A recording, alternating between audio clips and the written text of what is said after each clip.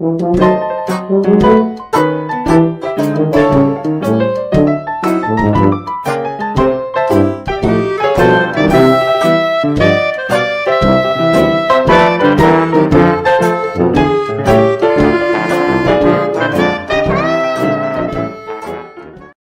everybody, it's Grandmama. Time for another story from a Hometown Scrapbook by Ben Weatherwax. Old Man Drummond. Hello there. Do you happen to be one of the investors who sunk good hard-earned cash into the town of Drummond, Washington, back in the years before the 20th century? There was a time when it was not difficult to locate people who owned property in Drummond. For, like many other boom towns that blossomed and died, Drummond was held to be a community of great promise. But the story of the town of Drummond, unlike that of most of the other harbor boom towns, was the story of one man, Old Man Drummond they called him. And as the story goes, it's a tragedy of blighted hopes and wasted years, and a story I have never heard told. It came from an old newspaper published just after the turn of the century, and it is made up of bits and pieces that trace the history of the town that was all but forgotten when many of the first families came to Grays Harbor. But let's take the story as it comes. We'll take a few seconds for a word from our sponsor, then we'll unreel the story of Drummond, one of Grays Harbor's first boom towns, and the man who gave it its name. The year of 1882 reaches back into Grays Harbor's pioneer past. In 82, there was no town of Aberdeen. In fact, it would be 2 years before Sam, Ben, and David Fleet would contrive to lay out the streets and plot a town at the mouth of the Wishkah River. There was only a post office at Hoquiam with that name, and George Emerson was just building the old Northwestern Mill. Up at Cosmopolis, rural Nims was starting development of his lands that went by the name of Cosmopolis.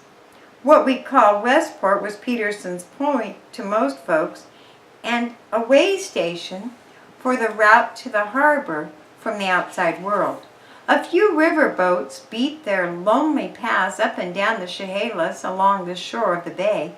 The harbor could hardly be called a wild frontier in 82.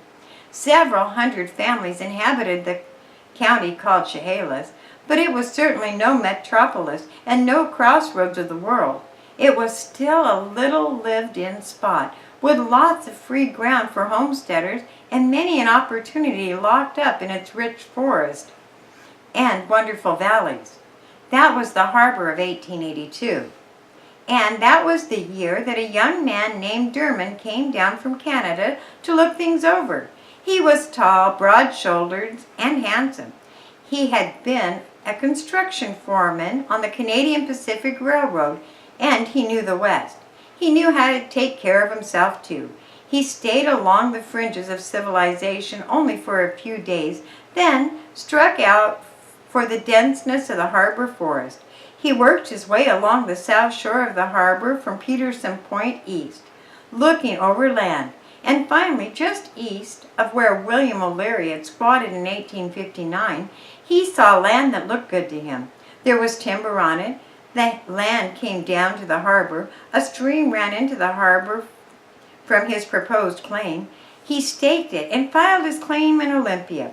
Through 1882 and 1883, he stayed on and near Grays Harbor, operating from a small shack that he built on the property to conform with government homesteading regulations. And at the same time, Sam Ben was playing host to David Fleet in the Ben house on the banks of the Wishkah. Drummond packed his bags and went back to Canada. He went back to his job on the CPR and spent 2 years laying rails on the Canadian line. Now, those 2 years were important years to Grays Harbor. They were the years that saw Captain A.J. West build the first sawmill in what was to be Aberdeen. They saw the town grow up at the estuary of the Wishkah. They saw Hoquiam begin to spread into a town, and Cosmopolis begin its boom. And most important, those years started the rush of immigrants from pine wood countries in Michigan, As word got back of the richness of the New West, they came by train and boat and helped to slash away the swamp spruce and cedars and build the plank-side walkways and wooden buildings. In 1886, when Drummond again returned to the harbor, he watched the workmen under Anthony D'Amato building J.M. Weatherwax's new mill at the foot of Broadway. He saw Jimmy Hood putting in general stores. He stayed at Charlie Pratt's hotel and watched the town for several weeks. Then he went to Montesano and hired an engineer to do some survey work for him. He wanted to lay out the town on his own claim and the harbor and call it Drummond. Together they engineered the broad-shouldered Canadian. They slashed out the thick brush and laid out streets. They divided the blocks into lots and zoned an industrial district. In 1886, the town of Drummond was ready for settlers. Now, outside promoters were watching the harbor country with more than an average interest, and when they saw the little town spread out on paper, a firm of promoters from Tacoma sent representatives to talk to Drummond, and they sat around the lobby of the Pratt Hotel for a week, talking terms and speculating on the future of the rich valley. The promoters finally offered $80,000, then a fabulous sum, and Drummond turned the proposition over in his mind for several days before he said no. He did not know it, but the high point had been reached in the development of his town. Drummond, Washington would never be so desirable again. But the man who had platted the town on the south side of the harbor covered the northwest with blueprints of his town. He sold lots here and there. He told the story of the new town site on the harbor surrounded with the richness of the greatest forest people brought readily, for Drummond himself epitomized success. He was a distinguished-looking man. He wore a full beard and a cutaway coat. His cloth-topped gaiters were the height of fashion, and he wore a derby hat and carried a cane. Some people considered it almost a privilege to buy a piece of property from the imposing-looking man who had lent his name to the town in Grays Harbor. And as the year of 1886 dragged by, no sawmills built in Drummond, no building rose, no streets were cleared and opened for building. The sale of lots fell off, and by the end of the year the promoter was searching for buyers. And although he seemed never to lack for funds, his appearance was a little less dapper than it had been. And in the late fall of 1886, he sold the entire town site for $12,000. He moved to Aberdeen and lived fashionably, spending his money for clothes and stationery. He was reputed to own more neckties than any other man in town, favoring bright colors and fancy prints. The stationery he used to write letters to feminine admirers, and while he wrote many letters, the postmaster Pratt noticed he received more mail than anyone else in town. His courtship was brief and never serious, and no wedding bells ever rang out for the handsome Canadian. As a man about town, he lived through the years of Aberdeen's early growth. He never worked, appeared to have no business connections, and drifted along from day to day, apparently enjoying dry life and drinking it in deeply. As the wave after wave of new settlers arrived at Drummond, turned down opportunities to go into business, to obtain new claims, to enter into partnerships that would have profited him, he was content to enjoy life. The year was 1886 to 1890. Those were the good years for the place that they were calling Grays Harbor, and the monument of those years carried the harbor through the first phase of what the nation was calling the Cleveland Depression.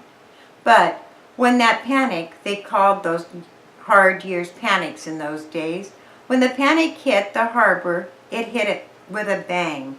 Bustling little businesses rolled to a stop. Some of the brightest promotions suddenly ceased, and life went out of many of the schemes, such as Grays Harbor City and Acosta. They were the hard years when Up Valley farmers sold rowboats full of carrots for 25 cents, and a man could buy a timber claim for a song. And like many others, the man they called Drummond suffered. Whatever had been the source of his mysterious income dried up. He was unable to pay his hotel bills, and he left his suit as security. He fell back on the charity of friends and occasional meals, and with pride that apparently prevented him from working, he scavenged the waterfront. He changed physically. His beard became white almost overnight. He stooped, and his eyes took on a tired, sleepless look. His hair was matted, and his clothes became worn and ragged. Old Man Drummond, they called him now, although in years he was only 10 years older than he had been as the handsome young man who came into the harbor amongst the first to seek his fortune. He developed a nervous affliction, and he walked with difficulty. As a last resort, he staked out another claim on the north bank of the Chehalis across from Cosmopolis, but the railroad claimed it and drove him from the property. He now slept in slab sheds and talked to himself as though he were in the streets, and bowed about his troubles, dirty and ragged. The dogs barked at him and the children laughed, and towards them off he carried a club. By this time, Grays Harbor began to recover from the hard years of the early 1890s depression. Drummond was a town character. As the citizens of Aberdeen built up their rail spurs, Aberdeen Junction to connect with Northern Pacific tracks, he walked the ties mumbling to himself and threatening the workers with his club. He hated the railroad for what they had done to him. He hated all men for what he considered their abuse of him. Someone called him dangerous, and when the 20th century was only weeks old, he was taken to Montesano for a sanity hearing. He was tried, and he tried to jump the train. Not dangerous, the court ruled. And Old Man Drummond returned to the waterfront haunts to carry his club and grow more wild and hairy by the season. And then in 1902, May 28th to be exact, they found him, his hands tight in death around the club that was used to ward off enemies. He lay in the sawdust of the waterfront street where death had overtaken him, alone, tired, and dazed. The man who once planned to build a city, who gave his name to one of the earliest towns in harbor history. And now a few seconds for a word from our sponsor. Yes, that is the story of the man who platted the town of Drummond, a town that never saw the light of day, never enjoyed the boom that carried Grays Harbor City or Acosta or other ethereal towns to a place in the sun. It's the story of a character out of Grays Harbor's early past who left an almost obliterated mark on our community, but who, because he was amongst the first of the builders who began to build this place we live in, deserves a page and a mention in our Hometown Scrapbook. Thanks for listening.